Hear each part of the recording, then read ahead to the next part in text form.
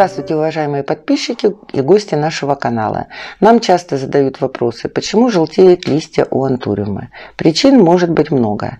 Одну из причин мы хотим рассмотреть в сегодняшнем нашем видеоролике. На примере вот этих двух растений. Это антуриум зиза. Мои домашние растения. Получены были они при разделении материнского куста. Тогда они были совсем маленькими, крохотными. Корневая система была у них совершенно не развита. Отделять каждый кустик по отдельности не было никакого смысла. Они могли погибнуть. Поэтому я также пучком взяла их и посадила вот в такие пластиковые стаканчики. Стаканчик. И сверху эти стаканчики были еще накрыты одним стаканчиком. Здесь отверстие для вентиляции. Вот в таком положении они стояли. Верхний стаканчик давал возможность создать внутри стабильную влажность и стабильную температуру. Растения быстро пошли в рост, появились новые листики, но нижние листья начали желтеть. Хорошо видно вот на этом растении. Нижние листья начали желтеть. Почему? Давайте разберемся. Так, что происходит? Растение посажено вот в такой горшок. Как видите, грунта здесь много. Корней у растения было мало. Первое время я производила листовую подкормку, но когда растение пошло в рост, появились новые листики, я начала производить прикорневую подкормку. Что происходит? Я вношу удобрение в стаканчик.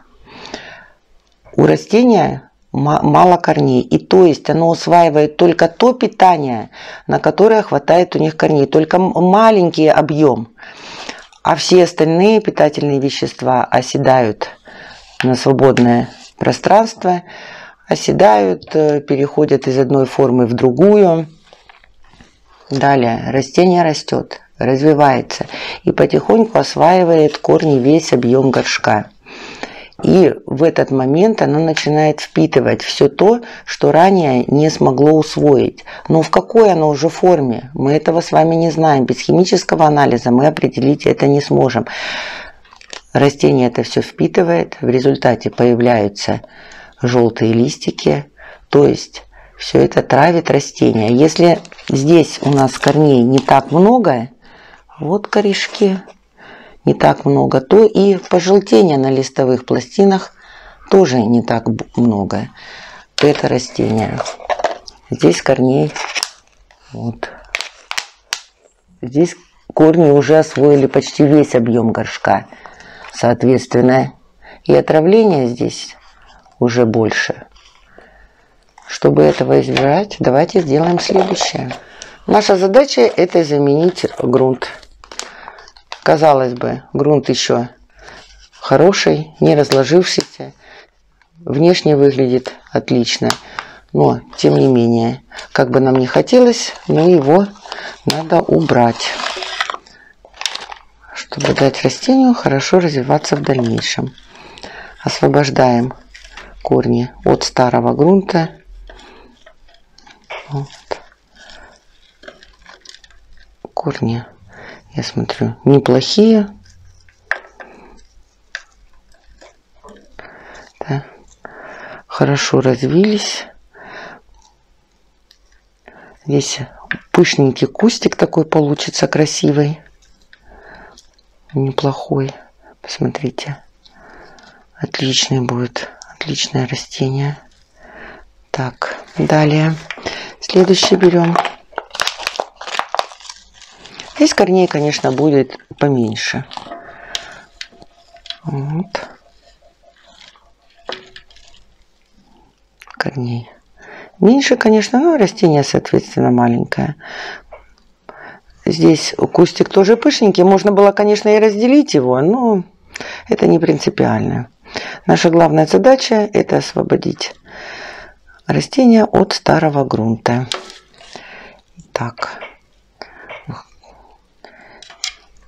Вот, сделали. Вот что у нас получилось.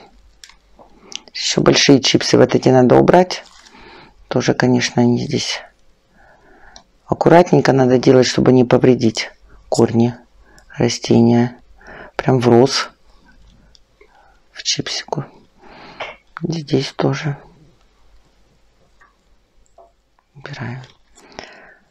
Вот. Далее у нас будет пересадка. Ну, пересадка тоже необычная. Она поможет нашему растению быстро-быстро пойти в рост и хорошо развиваться. Смотрите, какие корешки хорошие все-таки нарастило растение. Я дочистила корешки.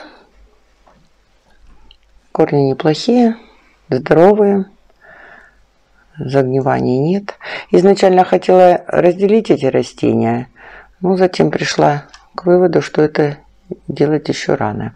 Как самостоятельное растение они не смогут развиваться, корешки очень маленькие. Поэтому будем сажать их также кучкой, чтобы получился пышненький куст. Хотя впоследствии можно будет все-таки разделить его. Но это уже будет видно в дальнейшем. Грунт. Это грунт, который у меня остался. Как видите, за полгода он почти сохранил всю свою структуру, не разложился. Ну, грунт, вы знаете, хороший, даже выкидывать его как-то жалко. Но для таких растений использовать его уже нельзя, потому что он может вызвать негативные последствия. А мы уже видим, что даже начал вызывать. А, кстати, на даче я найду ему применение. На даче все сгодится. Все пустим в дело. Итак, для посадки мы будем опять использовать те же самые пластиковые стаканчики. Отверстия для слива воды у нас есть. Используем грунт, опять же, второго состава.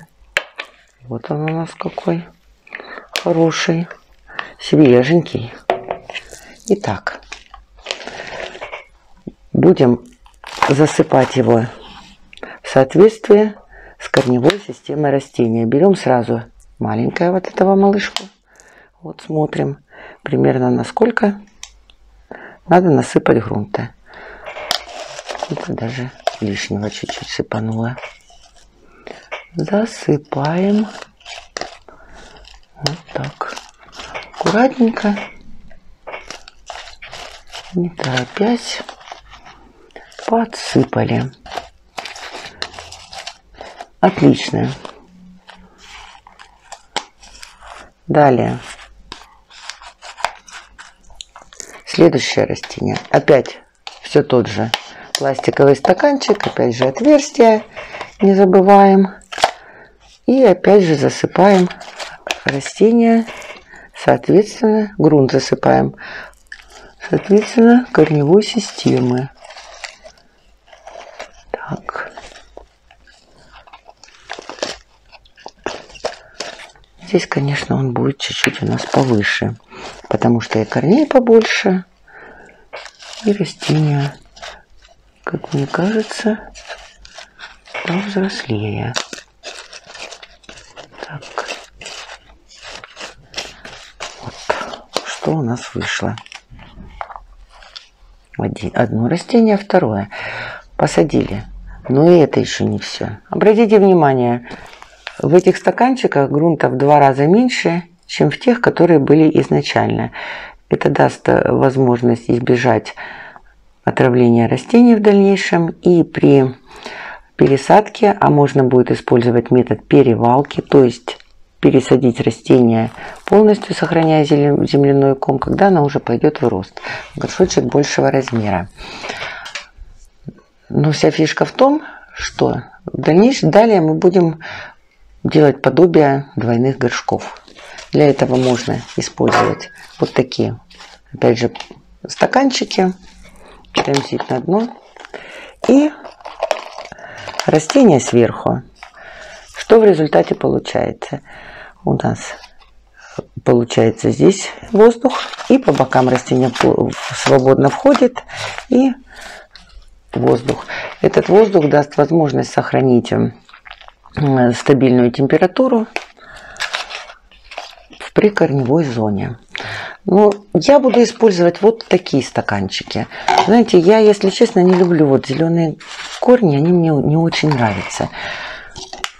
А это не просвечивающийся темный горшочек. Его диаметр гораздо меньше, чем диаметр стаканчика с растением, поэтому можно не использовать керамзит. Свободное пространство здесь есть. Вот, посадили, смотрите как. Отлично получилось. Корни зеленеть в таких стаканчиках точно не будут. Далее. Можно использовать опять же наши любимые пластиковые стаканчики, отверстия для вентиляции, одев сверху. Сделать еще дополнительные отверстия для вентиляции. И здесь это сохранит стабильную влажность и температуру внутри. Но так как растения у нас посажены очень низко, я так буду использовать обычную пищевую пленку. То есть одел сверху, сделать отверстие, и все будет отлично. Сегодня мы сделали многое. Заменили старый грунт, пересадив растение в свежий субстракт, и тем самым избавили его от пожелтения листьев. То есть устранили одну из причин пожелтения листовых пластин.